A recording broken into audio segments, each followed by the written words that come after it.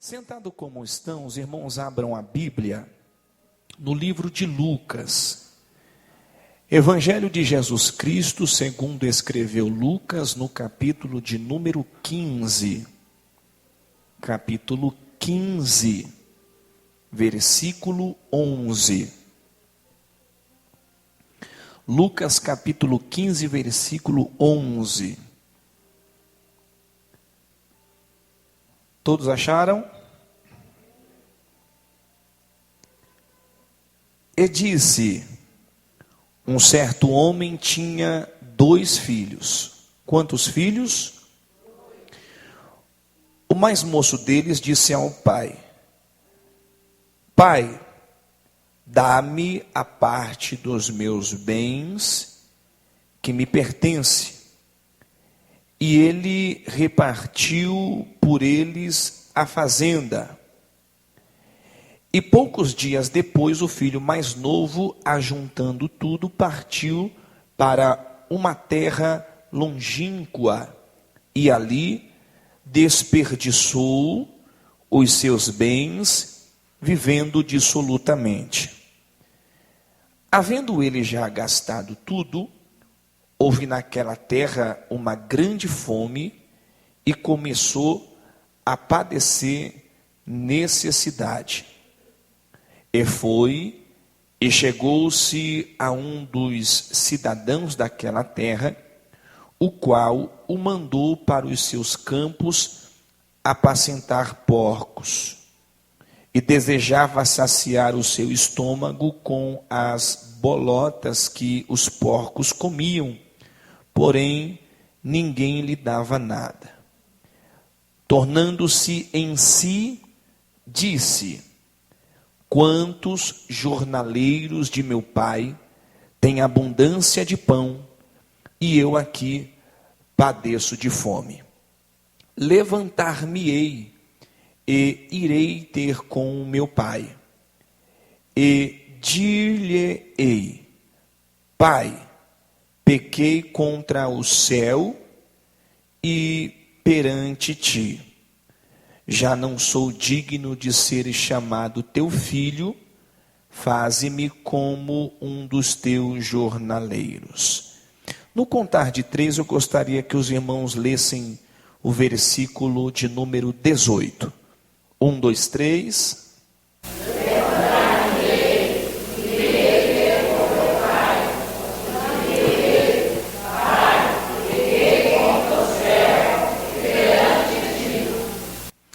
Glória a Deus. Meus amados irmãos, nós estamos diante de um texto bastante conhecido por todos nós. Já ouvimos alguma coisa em concernente a este texto. E o capítulo 15 do livro de Lucas, ele tem 3 repartições, porque o capítulo 15 fala-se a respeito de 3 ensinamentos aplicados por Jesus em concernente a 3 distintas parábolas ditas por Jesus.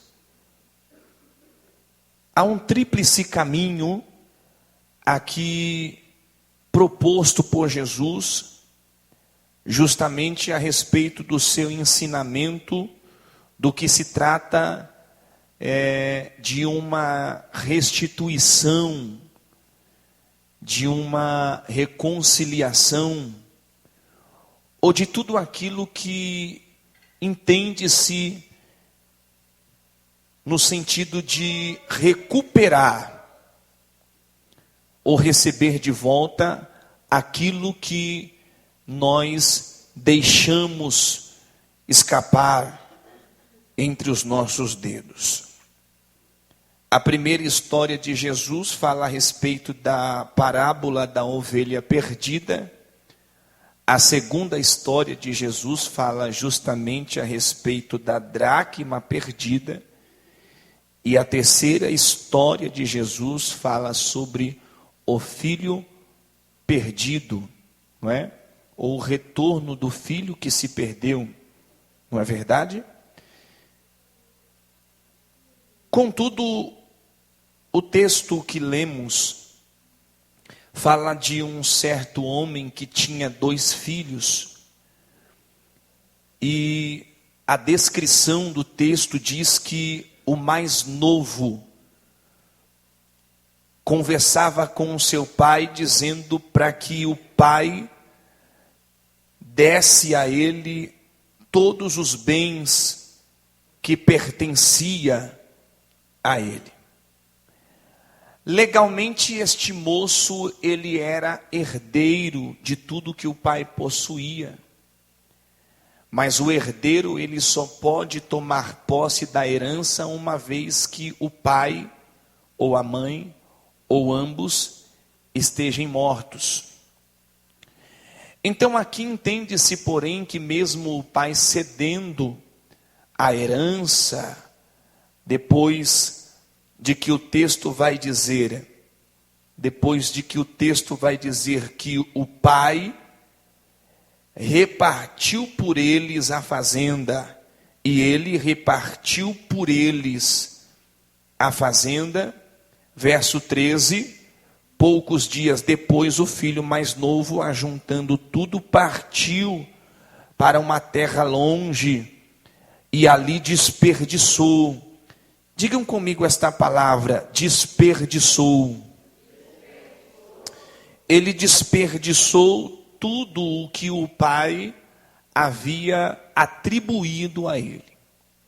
Existe uma revelação importante, e a conotação do texto faz-nos entender que a relativa graça de Deus aqui aplicada sobre este moço, justamente refere-se a ser que o favor que nós não merecemos foi atribuído a este rapaz. Por quê?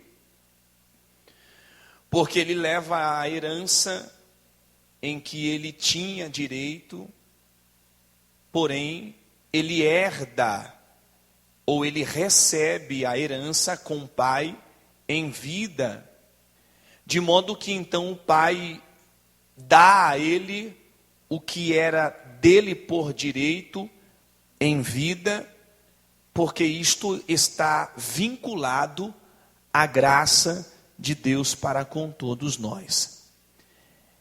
Justamente a palavra graça quer dizer que é o favor que nós não merecemos. Ele não merecia, mas recebeu, porque a graça de Deus está condicionada a isto. Nós não merecemos, mas pelo simples fator, ou pelo simples fato de que a graça de Deus está atribuída a nós, recebemos de Deus o que de fato nós não merecemos. Quando o pai dele faz o cálculo daquilo que ele deveria entregar para o rapaz, então entende-se pelo simples fato de que ele entrega para o rapaz a herança, mesmo o pai em vida, está vinculado ao período da graça. Ele não merecia, mas recebeu. Passa-se poucos dias, ele pega tudo que ele tinha, ele vai embora a uma terra distante, e ele passa a desperdiçar os seus bens vivendo dissolutamente. Meus amados irmãos, a igreja do Senhor Jesus Cristo no século presente vive momentos similares a este. A igreja ou os cristãos passa por um período em que as irresponsabilidades em concernente a querer arrebatar ou levar ou possuir aquilo que de fato não lhe compete no período correto, faz-nos entender, irmãos, que a igreja do Senhor Jesus passa por um período de reforma. Ela precisa passar por este período de reforma em que as pessoas passam a estar dentro da casa de Deus e simultaneamente ou ao mesmo tempo com a cabeça ou com o coração lá fora. Então eles querem ser herdeiros ou co-herdeiros de Cristo, mas a sua vida, a sua cabeça, o seu coração está com as coisas lá de fora, com a vida lá de fora, com as proporções oferecidas pelo mundo lá de fora. Então, os cristãos da nossa época presente passam por este período em que já não se quer mais estar na casa de Deus ou na presença de Deus com o coração íntegro, ou com inteireza de coração. O que isso quer dizer? Alguém abra comigo o livro do profeta Isaías, capítulo de número 38, também uma história bastante conhecida, que fala sobre a doença e a cura de Ezequias. Naqueles dias, Ezequias adoeceu de uma enfermidade mortal e veio a ele o profeta Isaías, o filho de Amós, e lhe disse, olha a mensagem de Deus aí. Assim diz o Senhor, põe em ordem a tua casa, porque morrerá e não viverá. Então virou Ezequias o seu rosto para a parede e foi orar. Olha a sua oração, verso 3. Ah, Senhor, peço-te, lembra-te agora de que andei diante de ti em 3 situações. Primeira, verdade. Diga comigo esta palavra, verdade. Diga um coração perfeito. Diga, fiz o que era reto aos teus olhos. Recapitulando, diga verdade, coração perfeito, fiz o que era reto aos teus olhos. Toda a igreja, por gentileza, leiam o versículo 3 no contar de 3. 1, 2, 3.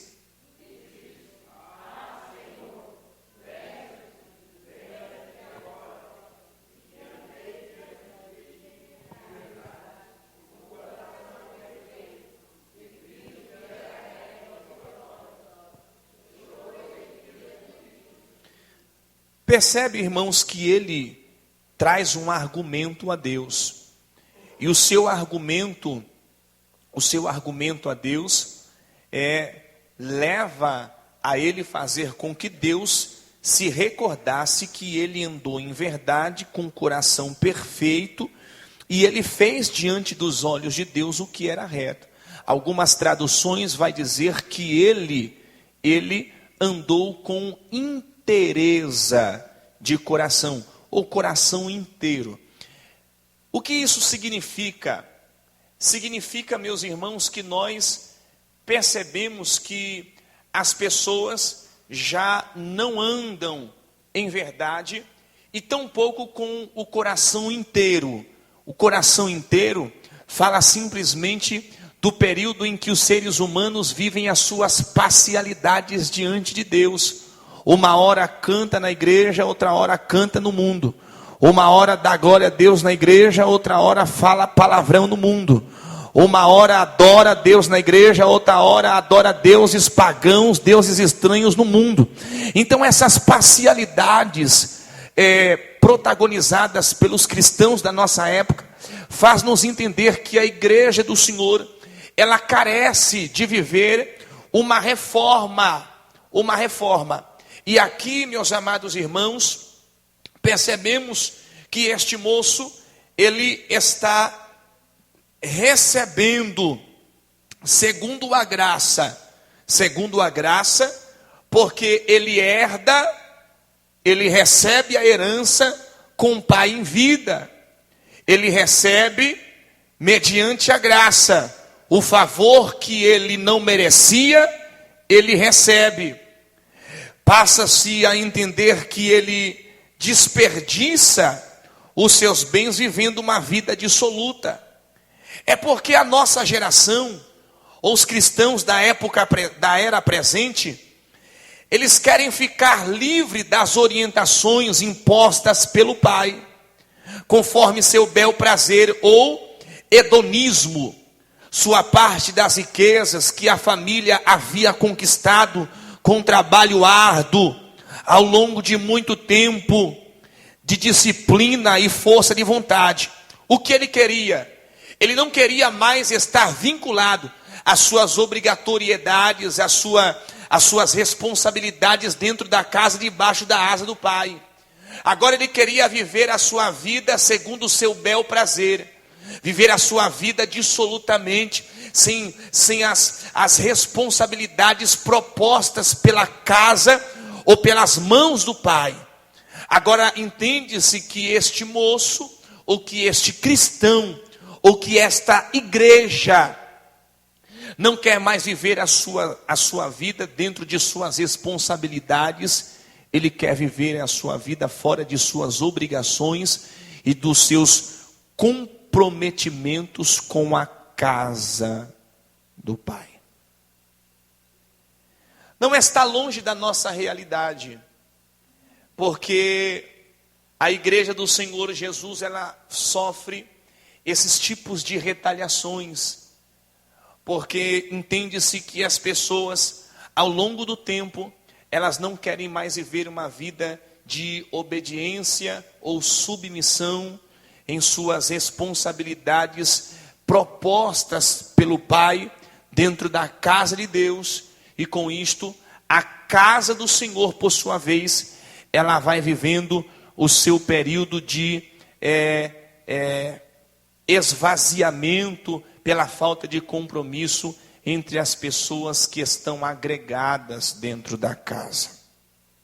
Alguém vai dizer: pastor, isto não é bíblico, ou isto não é desta forma. Ah, irmão, mas e o pior é que é. Percebe, irmãos, que no livro do profeta Joel, havia um problema similar. Joel capítulo 1 está dizendo assim: palavra do Senhor que foi dirigida a Joel, filho de Petuel. Ouvi isto, vós anciãos, e escutai todos os moradores da terra, porque porventura isto aconteceu em vossos dias, ou nos dias dos vossos pais? Fazei sobre isto uma narração aos vossos filhos, e aos vossos filhos, e aos seus filhos, e aos filhos destes, até a outra geração. O que ficou da largata, o gafanhoto comeu; o que ficou do gafanhoto, a locusta comeu; o que ficou da locusta, o pulgão comeu. Despertai-vos, bêbados, e chorai, e gemei, todos os que bebeis vinho, porque tirado é da vossa boca. Porque subiu contra a minha terra uma nação poderosa, e sem número os seus dentes são dentes de leão, e tem queixadas de um leão velho. Fez da minha vide uma assolação, e tirou a casa da minha figueira, despediu-a toda, lançou por terra, e os seus brotinhos se embranqueceram. Lamenta como a virgem que está vestida de saco pelo marido de sua mocidade, porque foi cortada a oferta de alimento, a libação da casa do Senhor. Os sacerdotes, ministros do Senhor, estão entristecidos. O campo está assolado, a terra está triste, porque o trigo está destruído, o mosto secou e o azeite também acabou. Envergonhai-vos, lavradores, gemei, vinhateiros, sobre o trigo, a cevada, porque a colheita do campo pereceu. A vide secou, a figueira murchou, também a romeira, também a palmeira, também a macieira, e todas as aves do campo secaram, e já não há mais alegria entre os filhos dos homens. Cingi-vos, lamentai-vos, sacerdotes, gemeis, ministros do meu altar. Entrai, passai a noite vestido de pano de saco, ministro do meu Deus, porque a oferta de manjar e a libação foram cortadas da casa do vosso Deus. Bom, Tudo isto, todo o capítulo 1 de Joel fala de um período de juízo da parte de Deus sobre a nação, justamente pelo simples fato de que eles haviam abandonado a casa do Senhor, e a negligência entre os ocupantes da casa fez com que o Senhor trouxesse juízo, assolação na terra. Isso está registrado em 2 Crônicas, capítulo 7, versículo 13, sobre o tríplice juízo de Deus sobre a nação de Judá. Deus está dizendo que se ele cerrar o céu de modo que não haja chuva, ou se ele ordenar esses gafanhotos para que consuma a terra, ou se talvez até mesmo mandar a doença sobre o povo, a enfermidade. O verso 14, todos vocês conhecem de cor e de salteado. Se o meu povo que se chama pelo meu nome, se humilhar, orar, buscar a minha face, se converter do seu mau caminho, então eu, o Senhor, perdoarei o seu pecado e sararei a sua terra. De modo igual não foi diferente nos períodos do profeta Ageu. Não foi diferente nos períodos do profeta Ageu. O mesmo capítulo 1, está dizendo justamente que no segundo ano do rei Dário, no 6º mês, no primeiro dia do mês, veio a palavra do Senhor por intermédio do profeta Ageu. A quem? A Zorobabel, tá certo? E a Josué. Assim fala o Senhor dos Exércitos, dizendo: este povo diz, não veio ainda o tempo em que a casa do Senhor deve ser edificada. Esses eram os argumentos. Ainda não é tempo disso, não é tempo daquilo, não precisa isso, não precisa aquilo, tá certo? Então veio a palavra de Deus para eles por intermédio do profeta Ageu. Porventura é para vós tempo de habitar nas vossas casas forradas, enquanto esta casa está deserta? Primeira pergunta de Deus. Ora, pois, assim diz o Senhor dos Exércitos, considerai os vossos caminhos. Por quê? Semeais muito, recolheis pouco. Comeis, porém não vos fartais. Bebeis, porém não vos saciais. Vestivos, porém ninguém se aquece. E o que recebe o salário, recebe num saco furado. Nunca está bom, sempre reclama, né? Sempre com os mesmos compromissos financeiros, mas a casa de Deus está assolada. A casa de Deus está deserta. A casa de Deus está desocupada. Sempre questiona, será que é tempo disso? Será que é tempo daquilo? Será que precisa mesmo tudo isso? Sempre questionando. Enquanto isto, vive na zona de conforto, não é verdade? Preocupando com o seu bel prazer, com a sua própria a sua própria intelectualidade, enquanto as coisas de Deus estão sendo desvanecida, abandonada. Então, nos períodos do profeta Joel, como nos períodos do profeta Ageu, não foi diferente. Haja vista que quando Jesus está contando esta parábola, Jesus queria trazer um ensinamento e uma reflexão, em que a igreja do Senhor Jesus precisava ou precisa compreender, que algumas coisas a serem ditas, aqui por sua vez, é extremamente necessário com que nós cuidemos da casa do Senhor, e daquilo que foi ou que será proposto pelo Senhor através da nossa vida. Então este crente, este irmão, esta pessoa ou esta igreja queria ficar livre das orientações impostas pelo Pai. Digam pós mim esta frase: ele queria ficar livre. Está fraco. Diga comigo: ele queria se livrar das orientações ditas pelo Pai. Alguém pode até insistir e dizer: pastor, isso não é bíblico, isso não está na Bíblia, isso daí não é assim. Opa, ô glória. Livro de Josué, meus amados irmãos, capítulo de número 1. Livro de Josué, capítulo de número 1. Deus, o Senhor, está falando com o filho de Num. Deus está trazendo orientações importantes que resultaria no sucesso da tua vida, não somente social, não somente cristã, mas generalizado em tudo aquilo que estava sobre a vida de Josué, em tudo que ele colocasse a planta do seu pé, Deus o Senhor seria com este servo de Deus. Livro de Josué, capítulo de número 1, versículo 8: não se aparte da tua boca o livro desta lei, antes medita nele de dia e de noite, para que tenhas o cuidado de fazer conforme tudo quanto nele está escrito, porque então fará prosperar o teu caminho e será bem sucedido. Levanta a mão e dá glória ao nome do Senhor. Oh, glória seja dada ao nome de Jesus.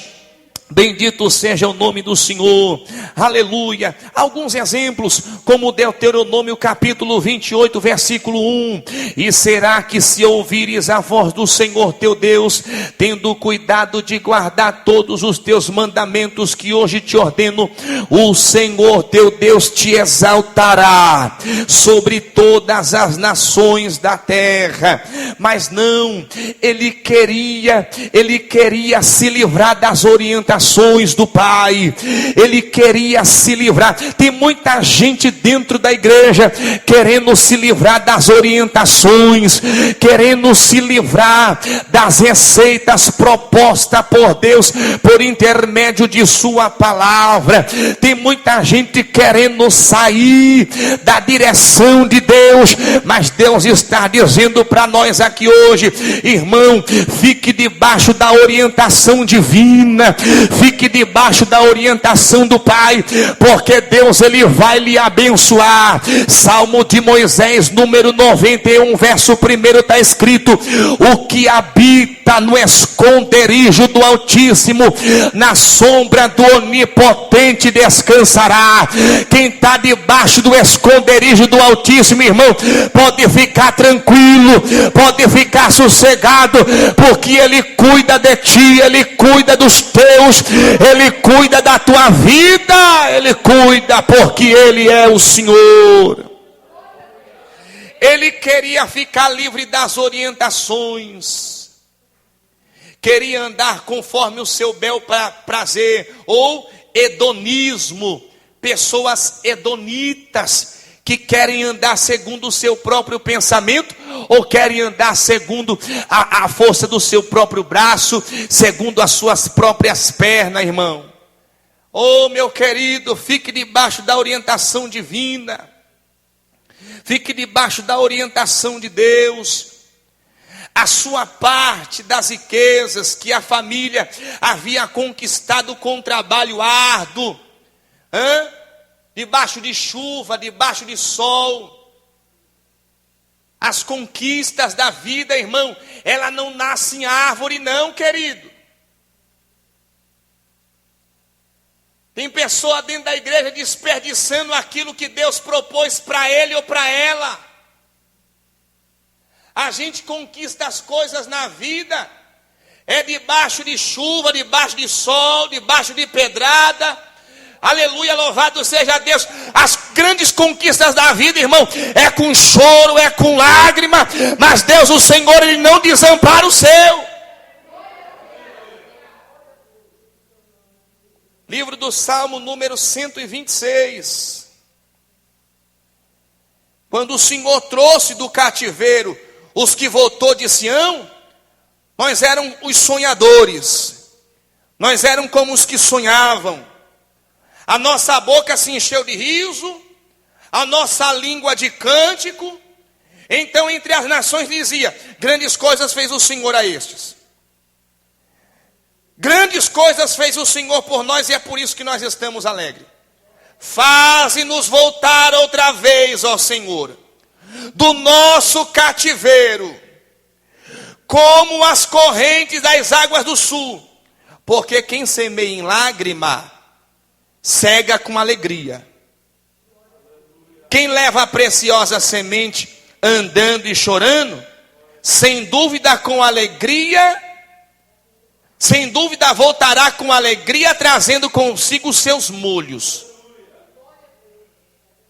As grandes conquistas da vida seja ela familiar, seja ela eclesiástica, seja ela espiritual, seja ela profissional, em todo o âmbito social da tua vida, tudo aquilo que está em sua volta, as grandes conquistas da vida, irmão, é com muito choro, é com muita lágrima, é com muita luta.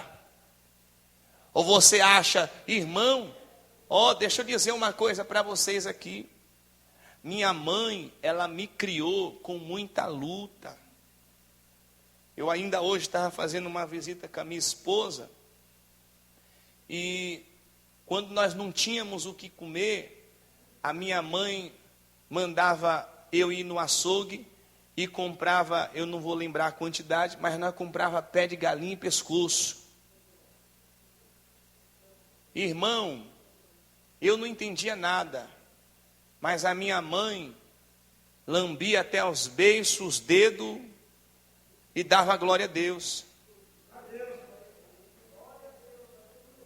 Porque não tinha. Cuscuz era todo dia. Coisa boa cuscuz. Mas não tinha dinheiro para o pão. Quem lembra quando o pão era 5 centavos, 10 centavos? As grandes conquistas da vida.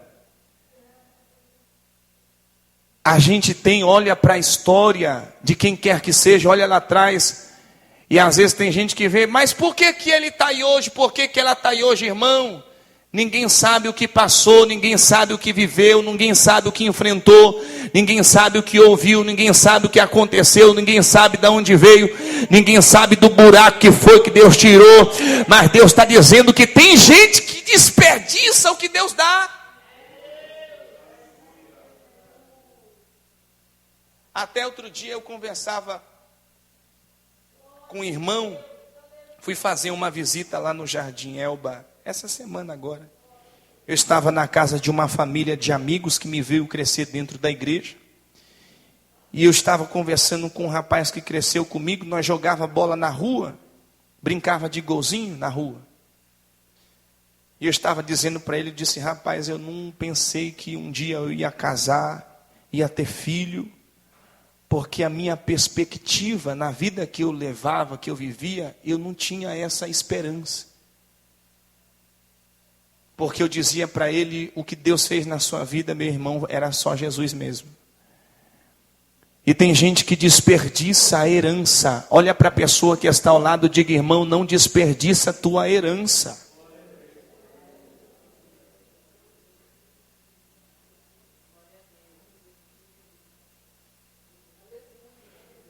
Tem muita gente que está dentro da igreja, irmão, vivendo uma vida abençoada. Aí entra aquela frase, aquele dito popular, eu era feliz e não sabia. Porque depois que você deixou de glorificar a Deus, deixou de desfrutar das bênçãos que Deus propôs para a tua vida, você passou a trocar a bênção de Deus para querer comer comida de porco. Ele não queria ficar debaixo das orientações. Tem muita gente dentro da igreja, eu quero sair da igreja, quero me livrar das orientações, quero me livrar dos comprometimentos, não é? A mim delegados, eu quero parar com essas coisas. Irmão, deixa eu dizer uma coisa, você está debaixo da bênção proposta por Deus, e tem gente, irmãos, que está desperdiçando o que Deus propôs para você. Tem gente que está dizendo, não aguento mais, chega disso, para com isso. Deus está dizendo, calma, não se desespere, porque Deus, o Senhor, Ele quer fazer uma reforma na tua mente, no teu coração. Deus, Ele quer fazer uma reforma, porque tem gente dentro da igreja, com a cabeça lá fora, com a vida, está aqui dentro só o manequim, só o boneco.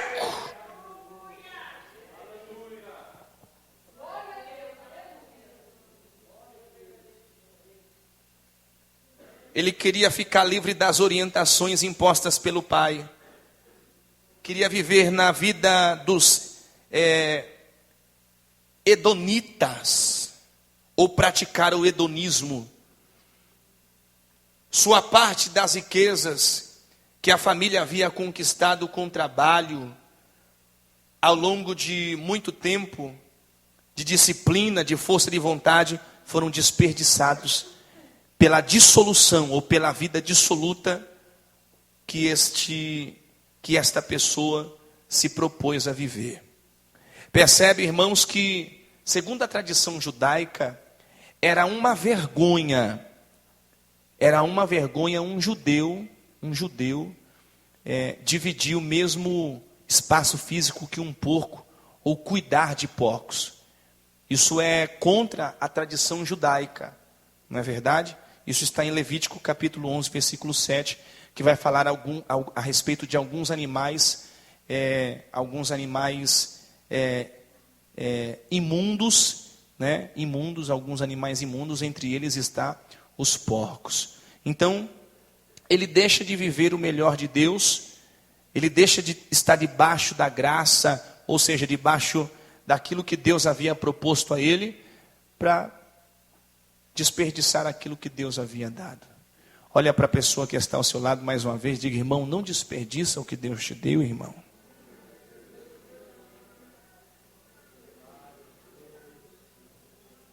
Bom, os reveses, as quedas, os erros e toda sorte de insucesso representam grandes oportunidades para nos achegarmos ao Senhor e podermos, por sua vez, confessarmos as nossas amarguras, os nossos ressentimentos, as nossas fraquezas e os nossos pecados. E, por sua vez, abraçarmos uma nova oportunidade ou uma nova perspectiva de vida que não se limita a essa terra. Vou dizer isso de novo porque é muito importante. Abraçar uma nova oportunidade de vida que não se limita a essa terra. Porque a Bíblia revela uma humanidade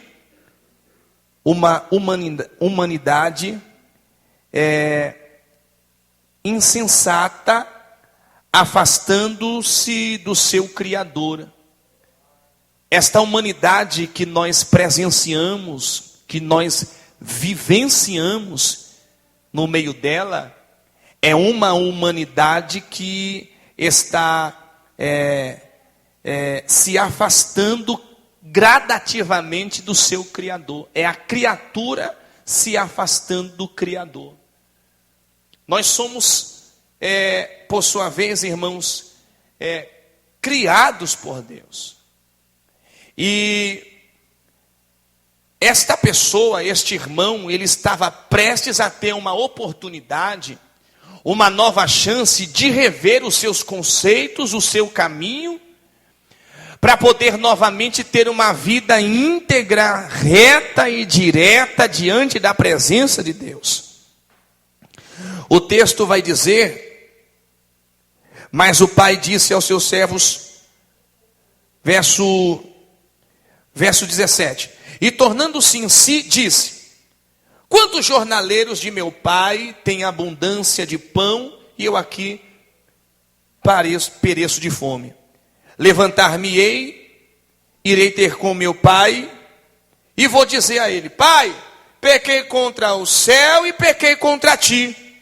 Não sou digno de ser chamado teu filho, faze-me como um dos teus jornaleiros ou funcionários, que é a mesma coisa. E o texto vai dizer que ele se levanta, vai até seu pai. Quando ainda estava longe, viu seu pai e moveu de íntima compaixão e correndo lançou-se ao pescoço e o beijou. Dentro da igreja, nós presenciamos e convivemos com muitas pessoas. E nós percebemos, irmãos, que há momentos da nossa vida que nós nos encontramos de forma similar a esta pessoa, ou este irmão, ou este filho deste fazendeiro, e nós percebemos que nós estamos andando num caminho torto, numa vida errada. O caminho proposto por Cristo, um caminho de salvação, um caminho de uma vida íntegra, de uma vida reta, proposta pelo céu, proposto pelo ato da crucificação de Jesus no Calvário, em que nós estávamos todos sentenciados pelo mundo e por sua vez por Satanás, mas o sangue de Jesus vertido no madeiro foi a condição de sermos chamados filhos de Deus e co-herdeiros de Cristo pelo ato da crucificação. Mas todos nós estamos sujeitos a cometermos erros, falhas, deslizes, pecados, infrações, dissoluções. Mas o melhor de tudo é quando a ficha cai. O melhor de tudo é quando nós paramos, analisamos o que estamos de fato fazendo com a nossa vida. E ele percebe que a vida agora em que ele levava era uma vida promíscua, uma vida podre, pecaminosa. E dentro do período em que ele se encontrava longe de casa, uma grande fome tomou conta da terra. Sabe por quê, irmãos? Porque o ato de redenção de Jesus Cristo, por intermédio do teu sangue, nos leva por muitas vezes a nós fazermos uma retrospectiva, uma reflexão da nossa vida e presenciarmos que o Senhor tem coisas melhores a nos dar. As limitações oferecidas por este tempo presente iludem as pessoas e fazem com que elas acreditem que esta vida oferecida aí fora é uma vida de grandes regalias, não é verdade? A tal da teologia da prosperidade que levam as pessoas a viverem o período do imediatismo. O que é isso, pastor? É o típico da pessoa que não acredita, que não crê, que para ter uma vida, ou para se conquistar alguma coisa, é preciso chorar, ou é preciso orar bastante. É o típico de pessoa ou de cristão que não encara a realidade cristã e cristocêntrica e bíblica de que as conquistas ela tem um caminho diferente a ser seguido. As coisas não nascem em árvores como nós pensamos que deve ser.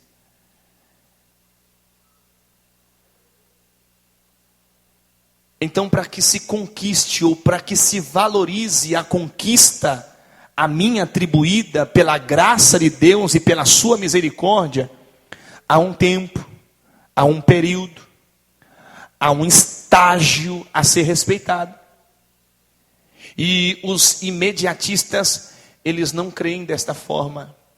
Ah, se Deus prometeu hoje, tem que cumprir amanhã. Ah, se Deus falou hoje, tem que acontecer amanhã.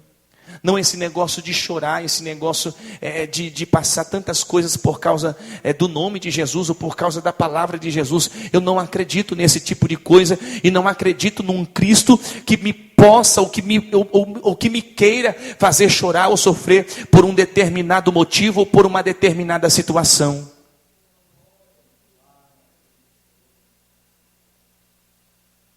De fato não é. O que glorifica a Deus é a minha e a tua vitória.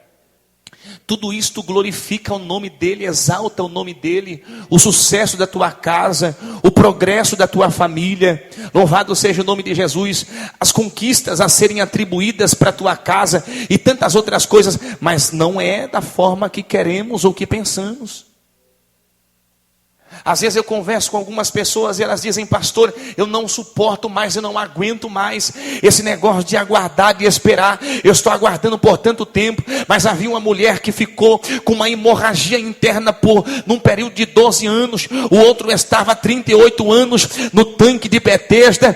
As pessoas têm que entender que a vontade permissiva de Deus atribuída a nós há um tempo a ser respeitado.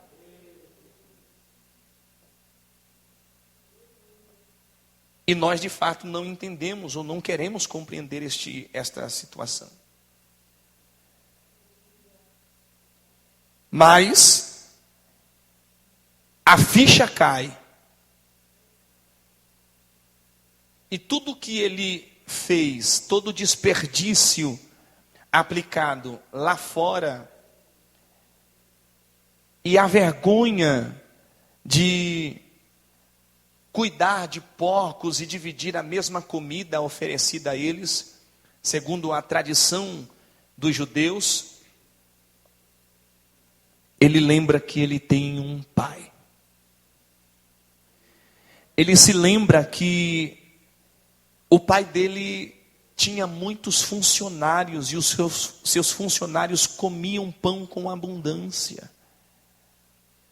É porque você não se recordou, você não parou para pensar que você tem um pai, que tudo que ele mais quer é te ver bem, que tudo que ele tem para te oferecer, tudo que ele tem para te dar, tudo que ele tem para agregar na sua vida, ou colocar nas suas mãos, é tão grande, é tão glorioso, é tão maravilhoso, que você não se deu conta que quando você quis sair da presença dele, ou mesmo dentro da casa, porque tem muito crente dentro da casa, que está fora da presença há muito tempo, mas Deus está dizendo que você tem um pai, você tem um pai, ele cuida de você, ele cuida da tua vida, ele cuida da tua família, ele sabe o que você tem passado, ele sabe o que você tem sentido, ele sabe as grandes retaliações que você enfrenta todos os dias da sua vida,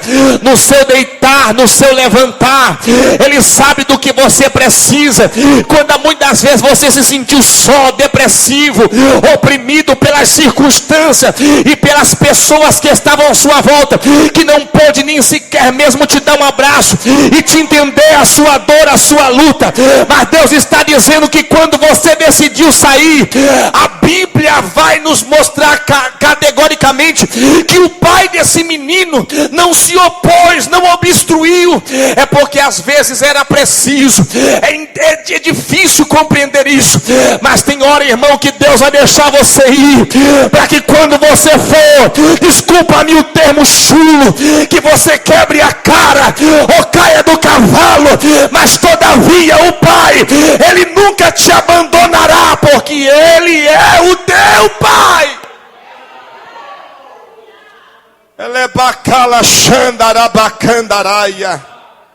Você não vai encontrar no texto o pai fechando a porta, fechando a tranca, amarrando o moço pelo pé, ou pelo pescoço, ou pelo braço. Ele não vai fazer isso.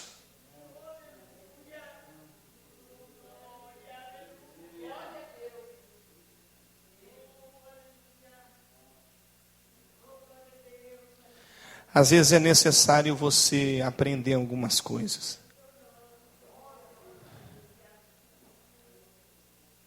Diz um dito popular que só se valoriza quando se perde. Quando você tinha tudo, quando você possuía tudo, os prestígios, as oportunidades, as portas abertas, você não deu valor. E quando lá fora você achou ser alguma coisa, Satanás enganou você e te passou a rasteira, levou embora os seus valores, a sua integridade, o seu caráter, levou embora a tua espiritualidade, levou embora a tua comunhão com o Pai.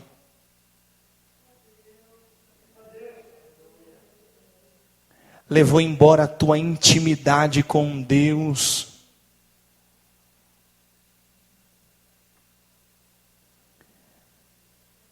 Mas uma das coisas mais lindas da história é quando ele cai em si.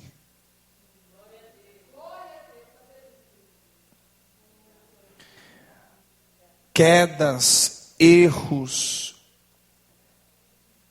toda a sorte de insucesso representa grandes oportunidades para chegarmos ao Senhor, de ter uma nova chance, de termos uma nova aproximação.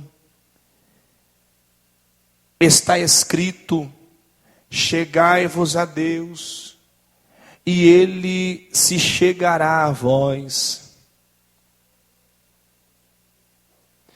É a oportunidade de confessar a Ele as nossas amarguras, porque às vezes também mesmo dentro da casa, nós vivenciamos constantemente grandes amarguras, ressentimentos, fraquezas, porque nós estamos sujeitos, somos fracos, somos falhos, sim.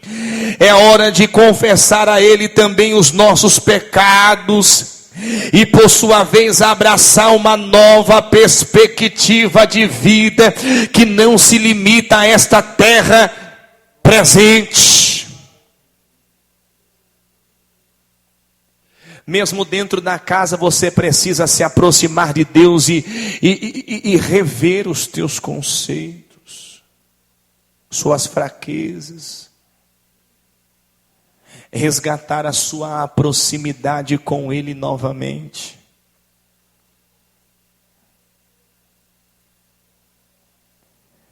Mas o texto vai dizer que o menino volta, confessando.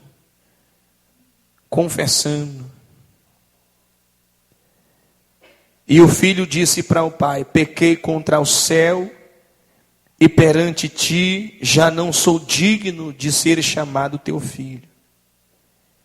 E quando muitas das vezes a sociedade, seja ela cristã ou não, nos dá a sentença. Qual que é a sentença? Morte.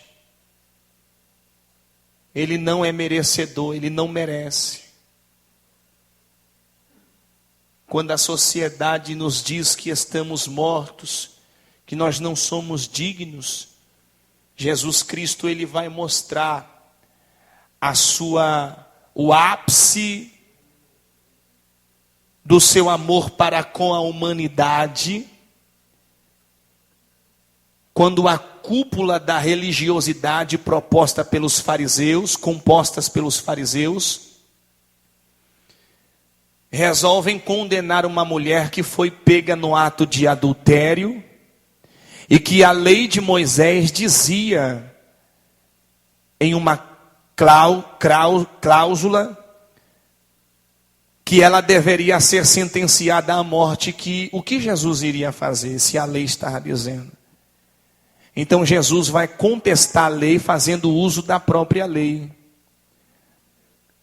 Porque Jesus não está ordenando, você não vai encontrar no texto Jesus dizendo que ela não poderia ser apedrejada.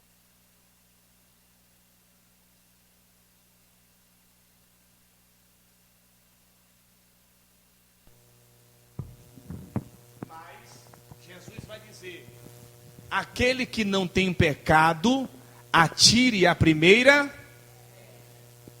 Foi isso que Jesus disse.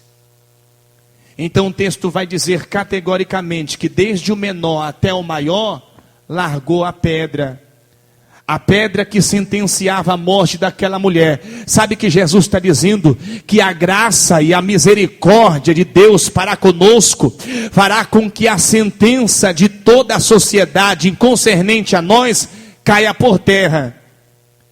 Porque Jesus está nos absolvendo de tudo aquilo que a sociedade nos emprega. Levanta a mão, da glória a Deus. Eu vou terminar o texto para nós ir embora. E você fica com esta reflexão. Ele se conscientiza. Então, talvez ele achou que também o pai iria sentenciá-lo. E vai nos dizer o texto que o pai está dando para ele novamente a condição. Mas o pai disse aos seus servos: traz depressa a melhor roupa e veste ele. Põe um anel na mão e alparcas nos pés. Olha que Paulo diz aos Romanos no capítulo 6, versículo 13. Romanos 6, 13. Olha o que Paulo diz. 6, 13 de Romano. Nem tampouco apresenteis os vossos membros ao pecado por instrumento de iniquidade, mas apresentai-vos a Deus como vivos dentre os mortos, e os vossos membros a Deus como instrumentos de justiça, porque o pecado não terá domínio sobre vós, pois não estáis debaixo da lei, mas debaixo da graça. Então, a condição do pecado, irmão, a sentença proposta pelo pecado é morte. Olha Efésios capítulo 2. E vos vivificou, estando vós mortos em ofensa e pecado, em que no outro tempo andaste segundo o curso deste mundo, segundo o príncipe das potestades do ar, do espírito que agora opera nos filhos da desobediência, entre os quais todos nós também antes andávamos, nos desejos da nossa carne, fazendo a vontade da carne e dos pensamentos. E éramos por natureza filhos da ira, como os outros também. Mas Deus, que é riquíssimo em misericórdia pelo seu muito amor, com que nos amou, estando nós ainda mortos em nossas ofensas, nos vivificou juntamente com Cristo. Pela graça sois salvos. E nos ressuscitou juntamente com Ele, e nos fez assentar nos lugares celestiais em Cristo Jesus, para mostrar nos séculos vindouros as abundantes riquezas da sua graça, pela sua benignidade para conosco em Cristo Jesus. Porque pela graça sois salvos por intermédio da fé. E isto não vem de vós, é dom de Deus. Não vem das obras, para que ninguém se glorie, porque somos feitura sua, criado em Cristo Jesus para boas obras, as quais Deus preparou para que andássemos nela. Então quem sai da casa para viver uma vida dissoluta, tende a viver uma vida errônea, pecaminosa, sentenciada a uma vida de morte, sem presença de Deus. Levanta a mão da glória ao nome de Jesus. Mas quando ele volta para casa, a ordenança do pai é essa: trazei a melhor roupa, põe um anel no dedo e alparca no pé, trazei o bezerro cevado e matai-o, então comamos e alegramo-nos, porque este é o meu filho que estava morto e reviveu, tinha perdido e foi achado. E começaram a se alegrar. A longa veste representava a distinção. O anel de sinete era um símbolo de autoridade e tradição da família.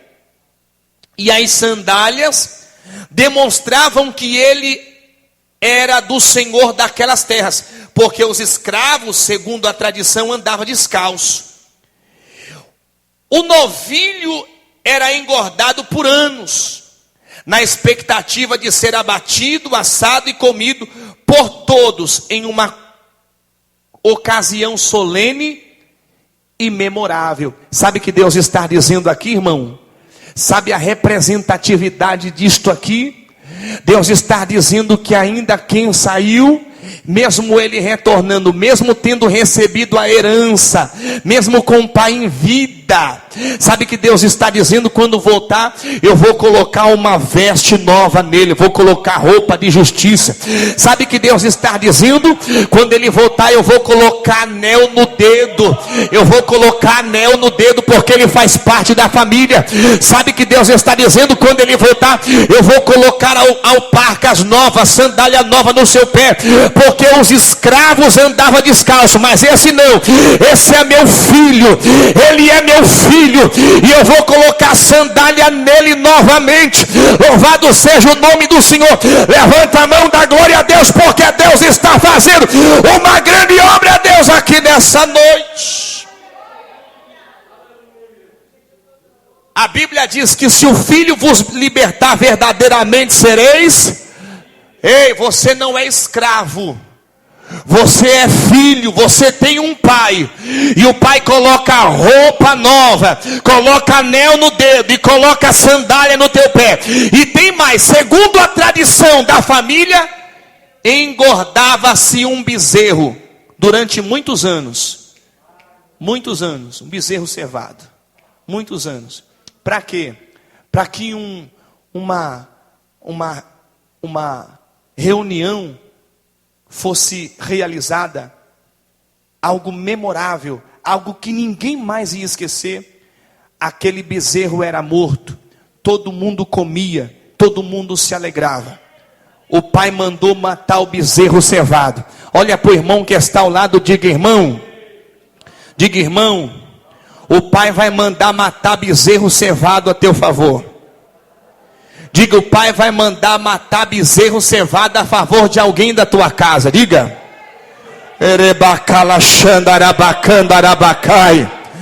o pai vai mandar matar bezerro cevado por alguém da tua casa. Louvado seja o nome de Jesus. Sabe qual que é, irmão? Sabe uma das maiores lições aqui a ser abordadas ou extraídas ou absorvida?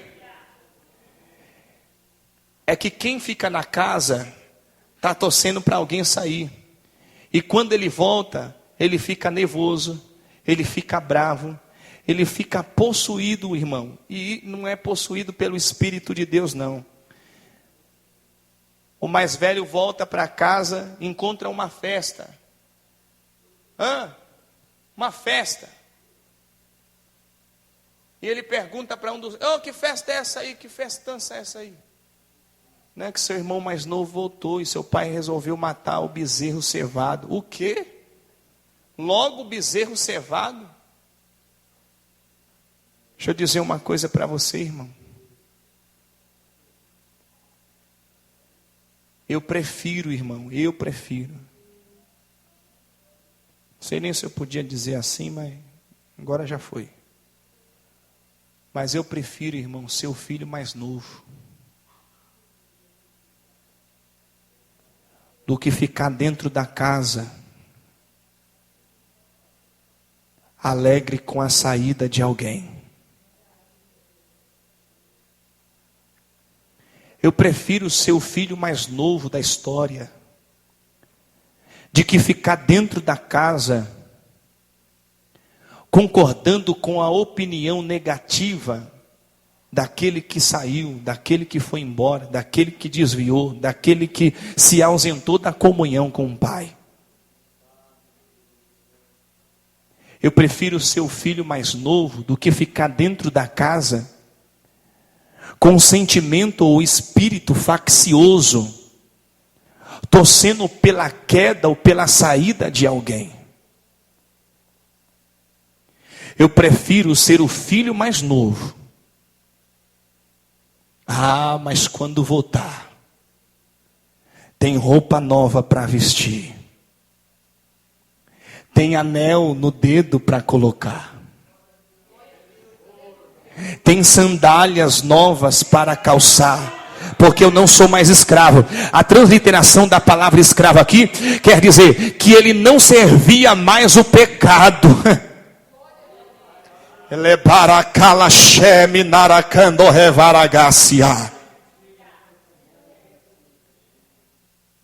Quando eu voltar tem festa de recepção com o meu regresso, com o meu retorno, com a minha chegada.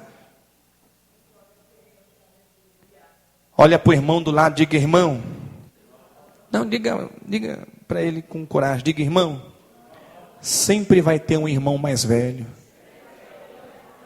Diga: sempre vai ter um irmão mais velho.